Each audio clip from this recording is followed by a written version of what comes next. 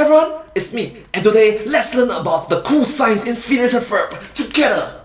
I gotta say, Candace is the unsung hero of Phineas and Ferb. I mean, the show is now over 13 years old, older than the boys themselves, meaning that regardless of when you started watching it, you're probably closer to Candace's age now that you move on to adulthood. And given that this video came out in the year 2021, it's plus one more year, 14 years. I know you don't know what I mean, but you're not gonna know it till you turn 18. It's called adulting. And with that added bit of maturity, I think we can all agree, Candace is definitely the most relatable character on the show. Every day, I get beaten down by the universe. I just feel so defeated. Big mood, Candace. Big mood. Hello, Internet! Welcome to Film Theory. Hello Internet, welcome to Film Theory!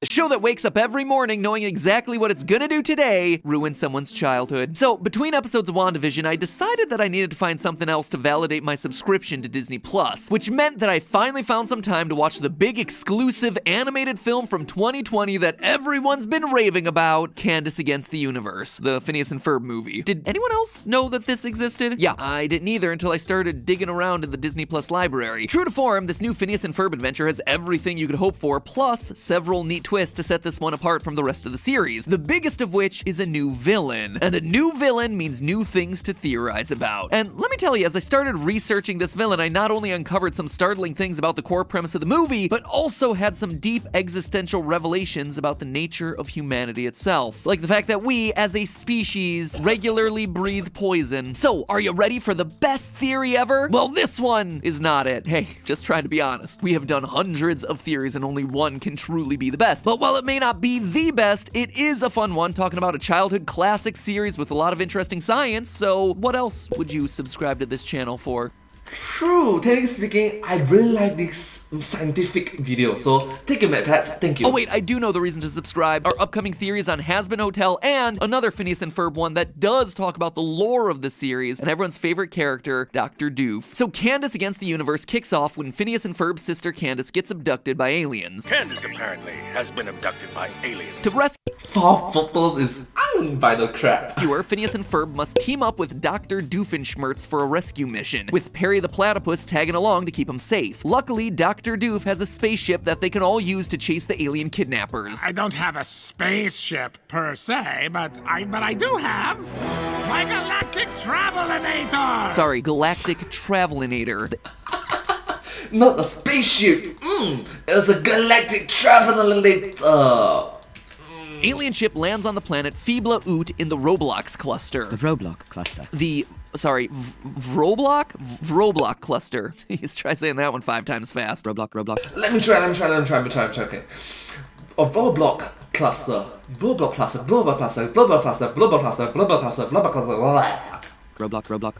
Huh, I guess it's not that hard. Roblox.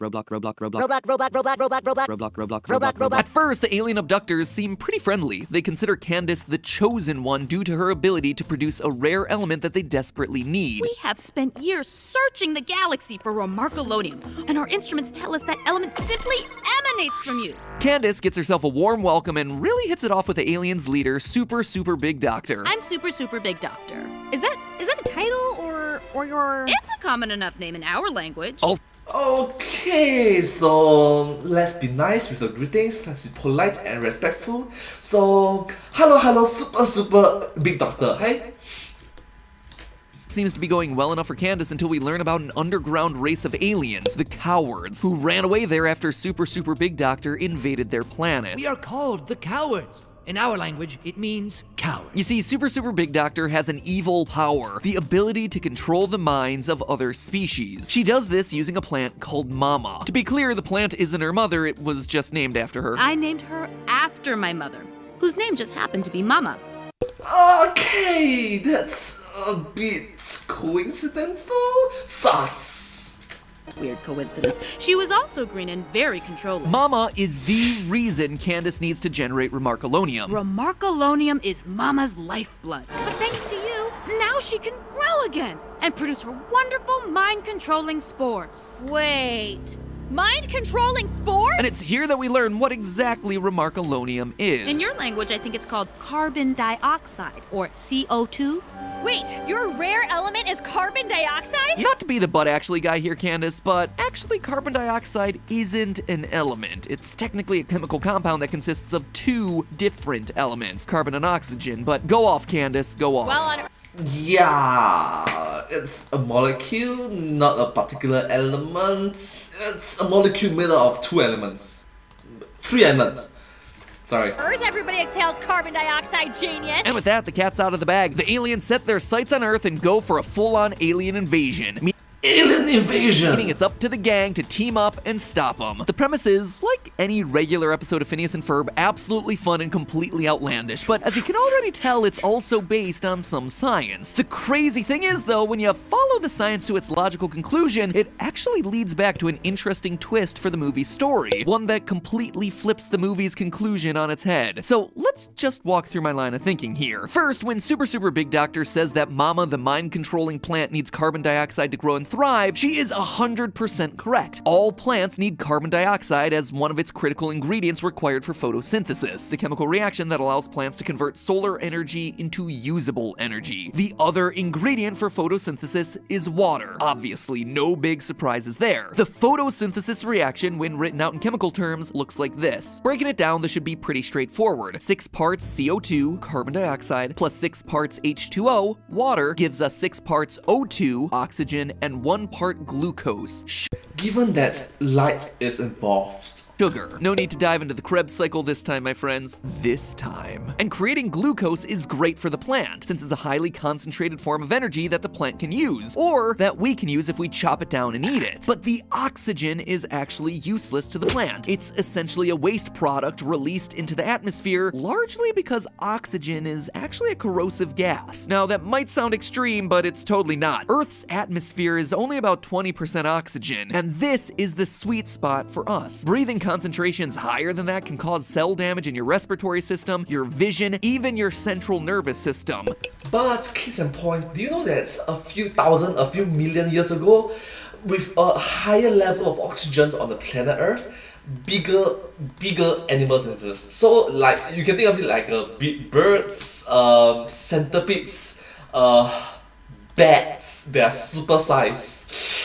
Wow. But despite its corrosive properties, oxygen in smaller doses is useful to us. In chemical terms, our cells are basically doing photosynthesis in reverse. Our cells consume glucose and oxygen to produce carbon dioxide and water. Yeah, if you didn't realize it, you're exhaling H2O every time you breathe out. That's why a mirror will get foggy when you breathe on it. In short, we share a symbiotic relationship with plants. We breathe out what they need to survive, and they produce what we need to live. So why then is Super Big Doctor in need of a human like Candace when basically anyone can create CO2? Well, the alien respiratory system doesn't work in the same way. We inhale oxygen and exhale oxygen. This means that the planet of Feebla Oot doesn't have enough carbon dioxide to make her mind control plant grow. Except here's the thing, she's wrong. She is completely and utterly wrong about that. There should be more than enough CO2 on that planet, and we know it for one reason: mushrooms. In almost every shot of Feebla Oot, we see that the planet is populated with gigantic mushrooms. And mushrooms, funny enough, don't work like plants, largely because they're not plants. Mushrooms are unable to make their own food. It's also why fungi aren't green. They don't have the green chloroplasts that are necessary for photosynthesis to happen. Instead, fungi function a lot more similarly to humans. They breathe just like us. Speaking in the broadest of strokes, they inhale oxygen and they exhale CO2. But to be more specific, because that's also a gross simplification of what's going on here, as plants grow, they absorb CO2. Fungi then decompose that plant matter and other living materials, which frees the CO2 back out into the environment. Just like with animals, fungi produce CO2 as a byproduct of their natural metabolism, and not insignificant amounts of the stuff either. For instance, a patch of pearl oyster mushrooms can release up to roughly half its own weight in CO2, which means that CO2 is not the problem with Super Big Doctor's mama plant. Adding to this theory is the fact that when the alien species invades Earth, the mama plant actually grows so fast that it becomes a monster. If CO2 levels were indeed the issue holding the plant's growth back, Earth's atmosphere would not be the explanation. Carbon dioxide is just a trace gas in our atmosphere, making up 0.04% of the air that we breathe. So again, Super Big Doctor's plan seems to be flawed at its most basic of basic levels.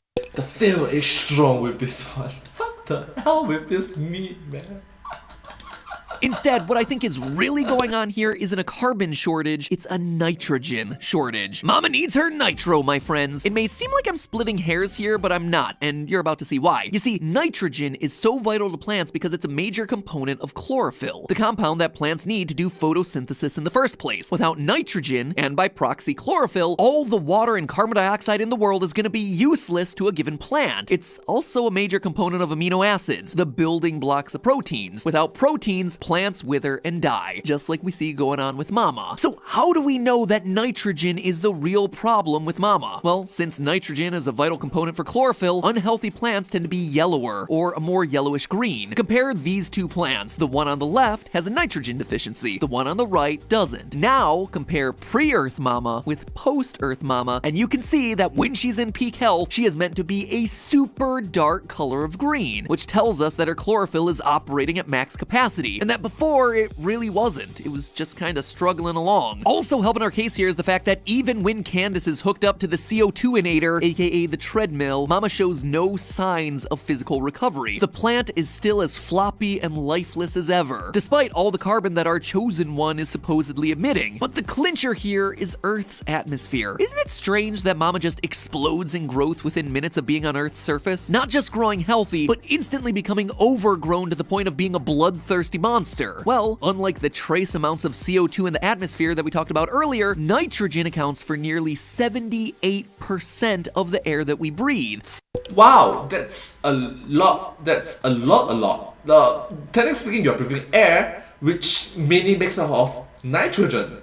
The more you know, I guess. Far more than carbon dioxide, far more than oxygen, and far and away the #1 element mixed in there. So if an alien plant was short of an element and then got flooded with that element, it would explain the insane levels of growth that Mama sees in this movie. Now, to be fair, Earth plants naturally get their nitrogen from the soil, not from the air, so that would be one major difference between Mama and an Earth plant. But you know, plants also don't grow eyes or produce mind-controlling spores, so I'm gonna let that one slide. In short, it is immediately clear that Super Big Doctor is a doctor in name only, and not in intelligence or training. Phibla Ut, the planet she chose to invade, is covered in mushrooms, and therefore should have plenty of carbon dioxide to allow her mind-controlling plant to thrive. Instead, she misjudged the root of her root problem. And while that certainly sucks for her conquest of the planet, it sucks worse for Candace. It means that ultimately, she is not the chosen one. Not just because any human can produce carbon dioxide, but rather because CO2 levels were never the problem to begin with. Sorry, Candace. It's not fair. It's a good thing the moral of this movie is that her being a good big sister is the thing that makes her special. Otherwise, this would have been a real downer of an ending. Just remember, kiddos, it's who you are as a person that matters the most, not the gases that you produce. But hey, that's just a theory. A film theory. And cut. And hey, if you're looking for more Phineas and Ferb theories, click the box on the left where we dissect the science of the first ever episode of the show. Or if you're more into the lore of the series, check out this episode on the right where we look into how Dr. Doofenshmirtz is secretly the hero of the entire series. You heard that right. Or heck, you could always click that subscribe button below this video. We have another lore-based Dr. Doofenshmirtz theory coming out in about a month, so you're not gonna want to miss that one if you enjoyed this one. Click that subscribe button, make sure you get notified of when it comes into your inbox, and I'll see you all in the next video.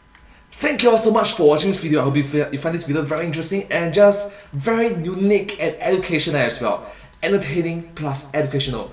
Edutainment! Anyways, thank you all so much for watching this video. If you do like this video, please remember to like, share and subscribe to my channel and comment down below if you have anything to share with us. Don't forget to follow my channel and sincerely appreciate all of your support and encouragement for our work.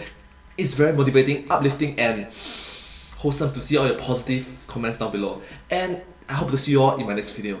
But hey, that's just a theory. A film theory. And cut! And I hope to see you all in my next video. Bye bye! Subscribe! Thank you!